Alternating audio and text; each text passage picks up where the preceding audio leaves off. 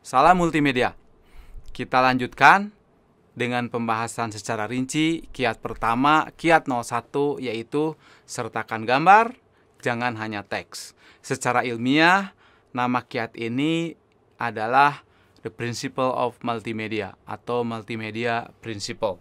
Baik, kita lanjutkan pembahasan kita. Secara prinsip, kita lihat dalam slide ini bahwa ketika kita memiliki sebuah slide presentasi atau bahan ajar atau bahan paparan atau video ajar, ketika kita memiliki hanya teks, kemudian kita tambahkan gambar, maka kita mulai melakukan prinsip multimedia atau kiat 01, sertakan gambar, dan efektivitas penyertaan gambar ternyata lebih tinggi lagi bagi pembelajar pemula. Para pembelajar biasanya mulainya dari pemula.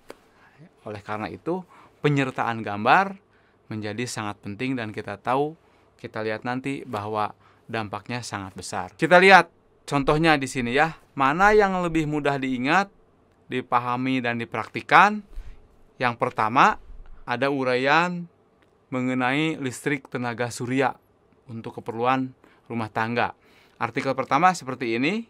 Kemudian artikel kedua seperti ini. Lihat, di sini ada, di artikel 2 ini, ada teksnya. Kemudian ada gambarnya di sini ya.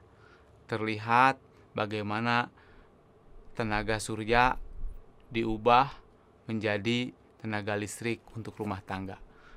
Mana yang lebih jelas? Pastinya artikel yang kedua. Karena ada gambarnya, lebih menarik dan lebih jelas. Kita lihat lagi, mana yang lebih mudah diingat, difahami, dan dipraktikkan. Artikel pertama, yang hanya teks saja di sini, proses pembuatan tempe dari kacang kedelai. Tanpa gambar ya, dan artikel kedua, ini dia, disertakan gambarnya di sebelahnya. Mana yang lebih jelas, lebih mudah difahami, lebih mudah diingat, dan lebih mudah dipraktikkan? Pastinya artikel yang kedua ini. Lebih jelas, ada teksnya, ada gambarnya. Oke, kemudian yang berikutnya kita lihat lagi. Artikel pertama hanya teks saja. Ini tentang cara kerja pompa. Dan artikel kedua ada teksnya, yang ini. Dan ini gambarnya. Pada saat pompa ditarik ke atas, dan ini pada saat pompa ditekan ke bawah sehingga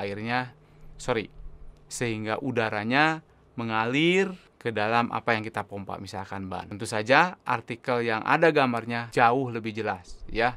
Kalau untuk diingat, untuk dipahami, atau kalau kita diminta untuk membuat sesuatu, to create ya. Kita ingat taksonomi Bloom yang direvisi.